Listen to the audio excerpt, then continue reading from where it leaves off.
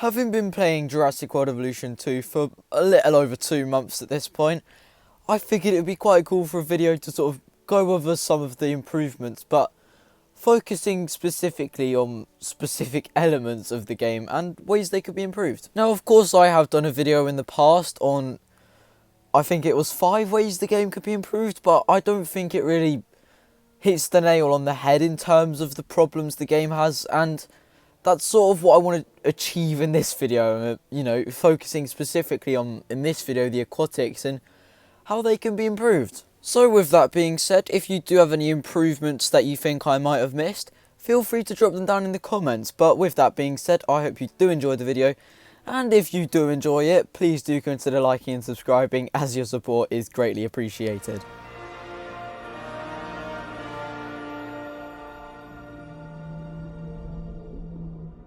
So if you have been sticking around on the channel for a while, you'll know full well that the aquatics are something I have a big sort of common problem with in Jurassic World Evolution 2, and I think a lot of people sort of suffer from the same issue, and the problem I have with them is, for the most part, the fact they just don't feel alive, and this does tie into my first issue and inevitably my first improvement.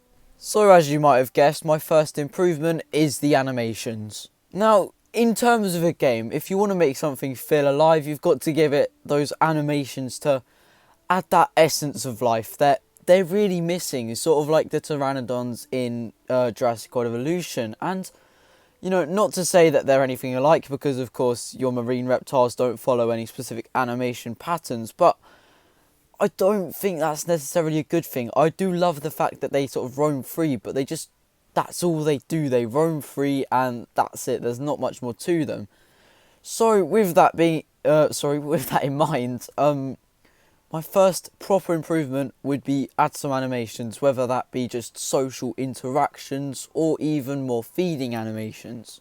A really good example of this is the Mosasaurus and Kronosaurus. As you may well know, they have shark feeding animations as well as fish feeding animations, and I don't mean to sort of go at Jurassic World Evolution 2, but for me at least, I think the game promised more than it can really give. Which does bring me to my next improvement, and that is the viewing galleries. This is something I've seen several other YouTubers mention, and I totally agree with them on it, because, I mean, cool, you've got a specific viewing gallery that goes up and down, but that's about it. Think about how much more of an immersive experience it would be for you to have like an underwater tunnel that goes through your lagoons. And yeah, just literally something as simple as that would be a game changer for me, because, being someone that likes to do the occasional cinematic, I can't really capture the sort of vibe of Jurassic World via a viewing gallery that just goes up and down.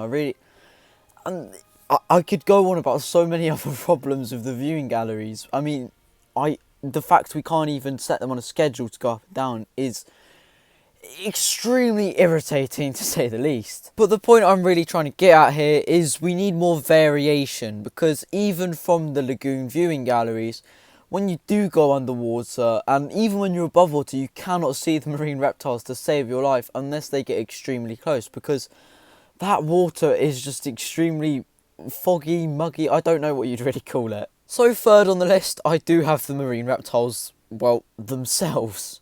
That's not like the roster variation or species variation. I'm really happy with the amount that we got.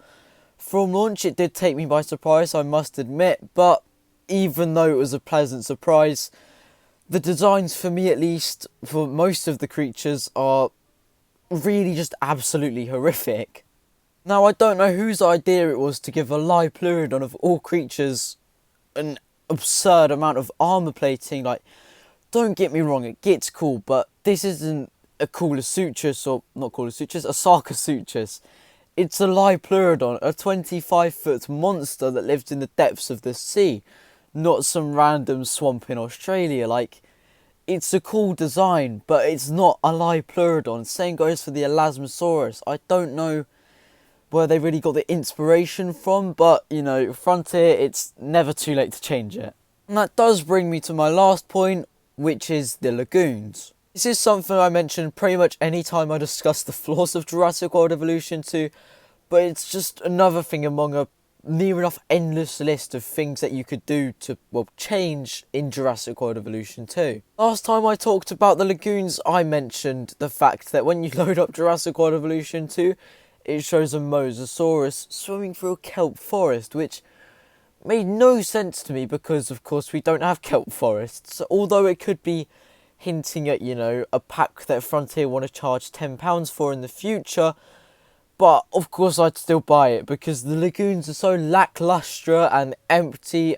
I just really would pay any price just to give them a sense of life. And yeah, that's about it, really. It's one of the things I struggle a lot with in the game, like the fact we've got so many rocks that we can't even place in there. It would be nice just to give them some decoration other than around the outside, because I have admittedly in the past sat down editing for 2 hours while watching my plesiosaur swim about. It's not, you know, something that requires an absolutely ridiculous amount of effort to implement. It's literally a quite simple removal of hitboxes so we can put rocks into a lagoon, which is basically a mini ocean. And, you know, knowing oceans, they're probably somewhere in the world as the most rocks, yet we can't even place rocks. That does end off the video. If you have enjoyed, please do consider liking and subscribing. As I mentioned earlier, we're getting really close to 1,000 subscribers. It is my goal for the end of the month, so even just leaving a like would help me out so much.